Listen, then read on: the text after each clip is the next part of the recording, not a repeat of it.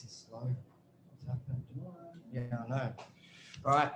Good evening, everybody. My name is Michael Bergio and Angelo Guzios, and we're here for Novak News at 8 p.m. Monday, and we're going to be talking about, well, first of all, action. We're going to be talking about buying a property off the plan, brand new, yay or nay, what to look out for, what are commonly asked questions from buyers, and like, what's your thoughts? Do you like properties off the plan? First of all, do you support buying units brand new? Do you like it? I think overall it's good. It's a good experience. People love something brand new. Overall, there is this big talk out there as well regarding are brand new properties built as the same quality that a 1970s, 1980s blocks are built, or even 1960s, a full brick. And look, overall, I think the most important thing is just got to choose your builder wisely in just regards to and do a bit of research in who is building the building that you're about to buy. And what is some of that research? Like, what's some key, like, not everyone's a real estate agent buying. Is there some little tips a buyer should look at? Like, how do they know if they're a good builder or a bad builder? What's what can they sort of look into?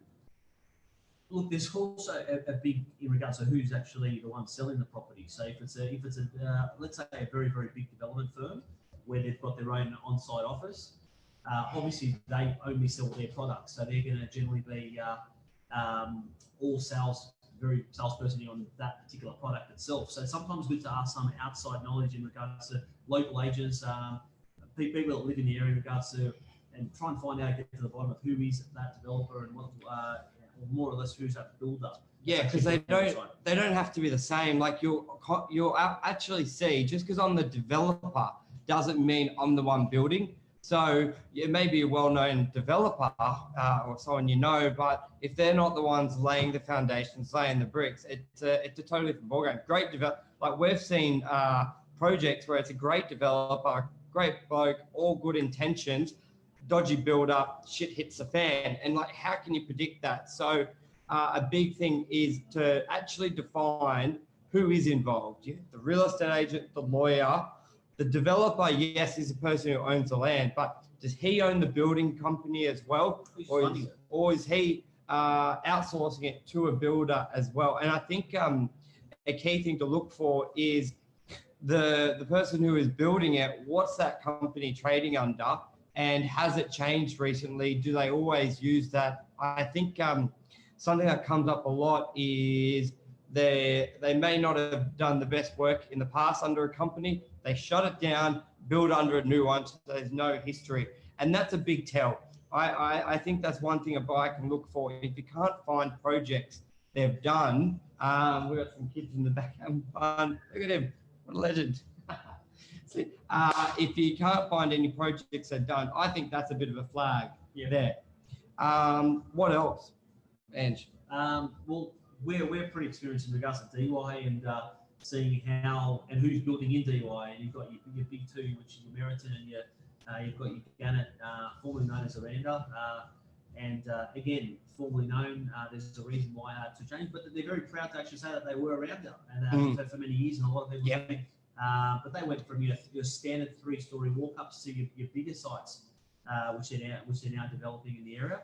And you look at they can comfortably say that, look, they're built in a specific spot. They're built in an area where you could go do a strata report on any of their previous buildings. So you can say, okay, what are their building qualities like? And we're like, well, hang on, here's all these unit blocks that they've built in the area itself that are more than 5 years old. Yep. But you can go do a bit of research on those buildings and see how were they as a builder on those sites itself. So there has been, especially in the last sort of 6 months, ever since what has happened around Sydney with a couple of other big developers. Opal Towers, Mascot, basically last Christmas people evacuated for structural integrity issues, which is a big concern, and it has brought a shining light to that sort of building industry, but we won't go into that. I think, geez, we could talk for a long time on that one, but I think it's more, a lot of people are scared off on buying off the plan, but we wouldn't have known in the first month. So we've got a development in DY and we've had 100 inquiries in the last couple of weeks, which is a surge of inquiries. But I am noticing a lot of buyers asking very specific questions.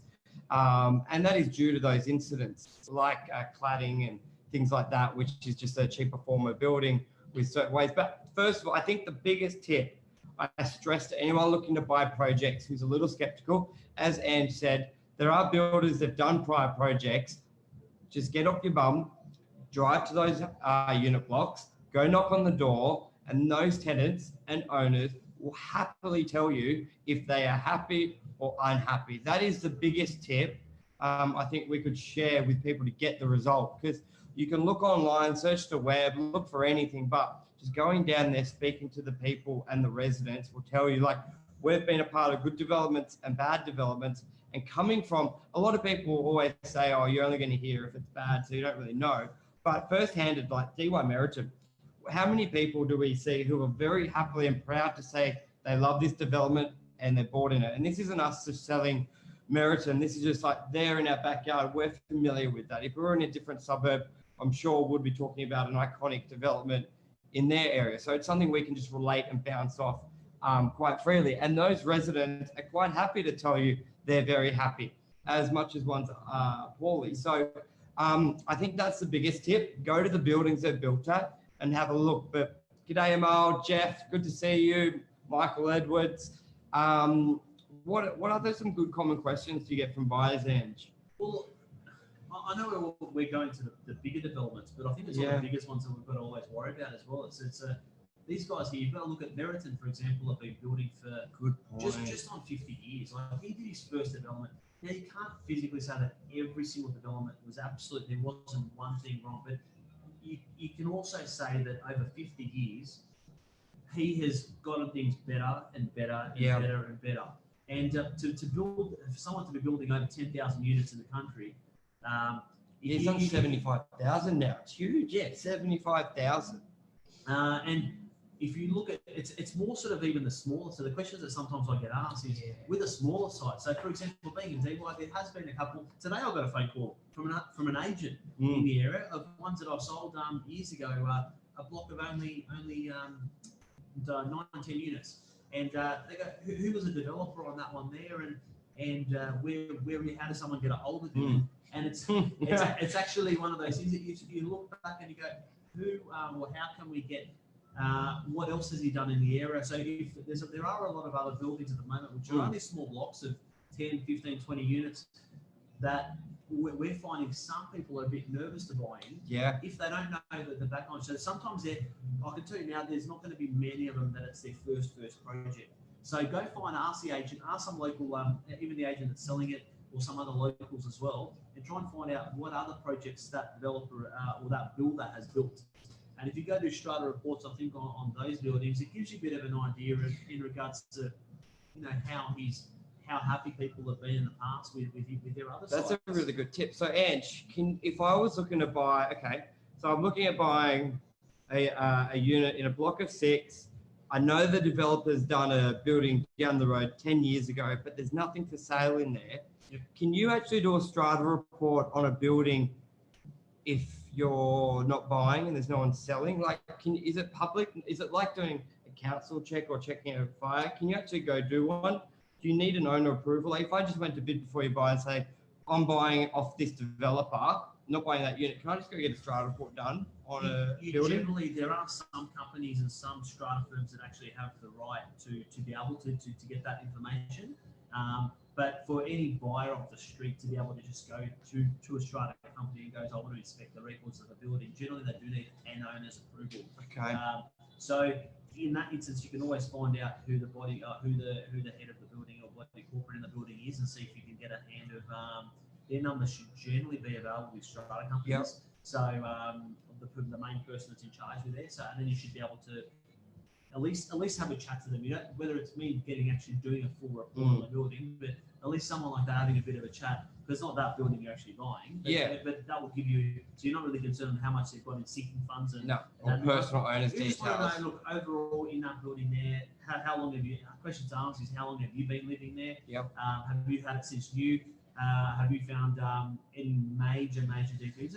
And I think the biggest one is to do with waterproofing. You know, making sure that these days You know, a developer to rush a project is the worst thing they can do. And I've seen it happen in DY where I was selling, we used to call a building called the Grand Reef, we used to call it the Grand Brief in DY. And we're talking about a block that has. Wait. Say it again. We had about. Oh, yeah, sorry, guys. We had about 110 units in that building. And it was just a painful exercise to actually sell a unit. I remember I was selling units in there, we're talking about 12 years ago now, 2007, 2008. And they were selling for that much cheaper because there was massive waterproofing issues with the builder not. And they went through an insurance claim and they got paid out. And now I would gladly and happily be able to sell anything. We just recently just sold one in there for a phenomenal amount. And it's, you know, that building's now seen. They've restored everything they need to. They've actually got a lot of money in the kitty. Yep. So I think it's just. So that like sometimes with a bad building, sometimes they can be a really good buy. If like anyone who bought through that process and come out the other end, because a lot of it can be rectified if it's managed properly. Like it can really turn out, even if it is bad, it can really turn out. And what, they've probably doubled in value since then. Well, yeah, that was 340, 350 then, and the one we just sold now, which is just the same size, went for just over the 8. So, but there's never an issue, and even I touched on this one probably about 5-6 months ago. There was a building by DY Beach, 85 DY Parade, which they had a couple of agents through, and it was just because they needed to redo the outside of the building. There was some with concrete cancer and some spawn that needed to actually get fixed up. And while they did that, all the building and all the unit owners decided to let's give the building a makeover. And it was going to cost was costing $140,000 per apartment. So it was 1.6 million, around that sort of amount, divided by 12 units in the block, 2-bedders. And you know, there wasn't an issue selling either of those two. We managed to negotiate something there that there was a percentage paid either or, but that building was getting a complete makeover. And look, at the end of the day, it all comes down to money, and it's all, there's concerns of, look, there's not that many buildings, or we haven't had an experience where a building's literally fallen down or had a meeting, but it's costs. It's the building saying, okay, well, to restore this, now we've got to fork out another 50, 60,000. Now, in that building, they were made to do that renovation. And yes, it would have improved the value incredibly once it was done. But there were 4 owners in that building that just, unfortunately, at that time, just said, you know what, I don't have 140 grand. The bank's not lending me 140 grand. What do I do? So they were, in a way. How old were those buildings at the time when all this happened? 10, 20 years old? No, this is a 1970s block. So these blocks they've been standing 50 years. And now it's time for a make. So even though, you know, people that are worried about buying off the plan and buying brand new stuff, it's also in the 1970s and older, and in any age building that at any point in time, the owners in a block can turn around and say, you know what, it's time now to redo the outside, or and actually. So I'm sort of hearing it doesn't matter if you're buying off the plan or buy a 1970s block. There is some real core principles and like some really basic stuff you should always look into. I think some people actually, if it's an older block and it's been in 1967, they almost go in it with their eyes closed. Like they don't even, we look at the questions asked for off the plan. No one even thinks of them when it's 5 years, 10 years old. But let's face it, if something's built wrong, it's the repercussions of that are probably going to come up 5, 10, 15 years down the track. So you should really, if not, be asking more questions on a building that's 5, 10, 15, 20 years old than when it's directly built, because it's not going to go up one day, up one day down the next. It's going to take time. Waterproofing, concrete cancer, they all actually take a while to actually come to an error. So look, there's also with a newer building as well, the materials they use, people turn around and say, oh, they're much cheaper materials in regards to, they're not brick. But you've got to look at it this way, even with a lot of the cladding used these days, and I know at the moment there's a lot of the buildings have to get marked off now with the new cladding regulations. But at the same time, the materials they're using at the moment are meant to drag out and last a little bit longer as well, and weather better. Marachi, how are you, buddy? Happy New Year. March. Yeah, so with regards to basically the weathering better itself and a lot of the apartments, I mean, we are in a luxury suburb and luxury area too by the beach, so we do get hit with a lot of salt, which causes these that's how the spoiling, the concrete cancers and things like that do appear in buildings. But I think most importantly, guys, don't be too scared on it. If you need advice on any of this information, just give your local agent or give someone a call that you actually know that's will be able to give you unbiased opinion results. So that's why sometimes when I said, going back to what I mentioned earlier with regards to buying in a off the plan development site, when they've got their own sales office, they're going to push whatever they're going to do to sell their product. So they're getting paid their job's literally to sell that one product. So we're experienced in regards to and look at someone like Meriton, for example, that have brought us on board as well to introduce and actually help with the selling side of the Meriton side.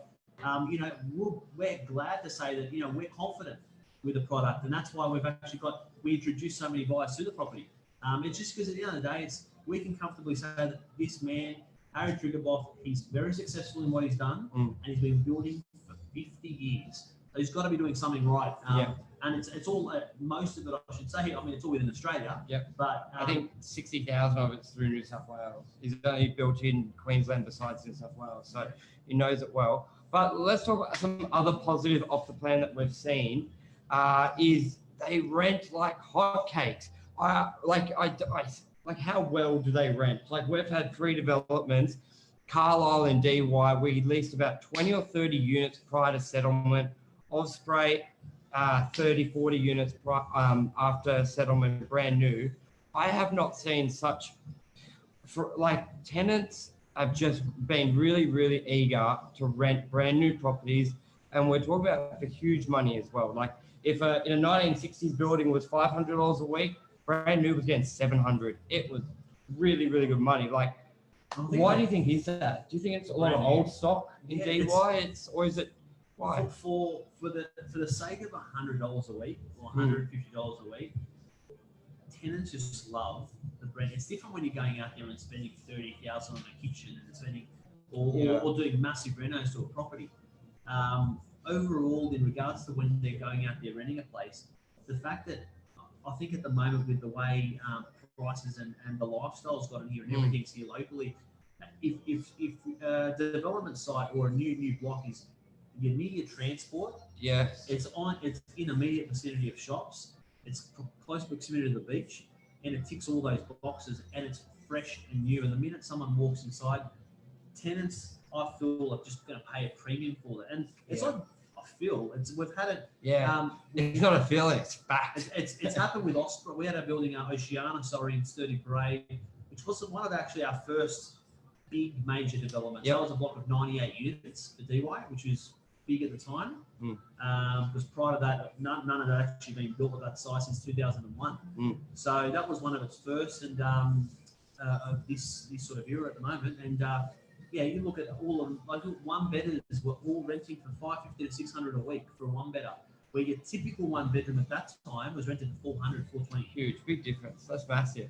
And the fact is, you're paying your interest repayments the same on a new property as an old property. So that extra $100 is basically can be the difference of having a negative cash flow and positive cash flow. So really great. There's also big tax depreciation benefits that you get on a property. So tax depreciation, you can claim, I think it's up to 39 years, 40 years of a property life. So if you've bought something, even if it's 30 years old, there is still depreciation you can claim. Obviously, the biggest benefit is in the first 10 years, huge benefits when you buy brand new. So I think that's also been a big driver for brand new property as well. What else do you want to add? Just overall, it's been a good last couple of weeks. It's I think not as much property has come on as people thought. Is that you're saying that? I've noticed agents are now starting to kick back in, even though we never shut we never shut shop. But they've started to kick in, and even I've been speaking to quite a few of them. There hasn't been a lot hit the market yet. Yeah. Everything that we have been putting on, look at this by the start of this year, in the first just 2 weeks of the year, everything's been a week, and we've been getting huge numbers through the places. So, I was always saying at the end of last year to a lot of owners that I reckon sort of February, March, once a lot of other agents start to come back and wind into work sort of from sort of. Geez, it's almost like they think they're at school with how many holidays they've got, how long it is.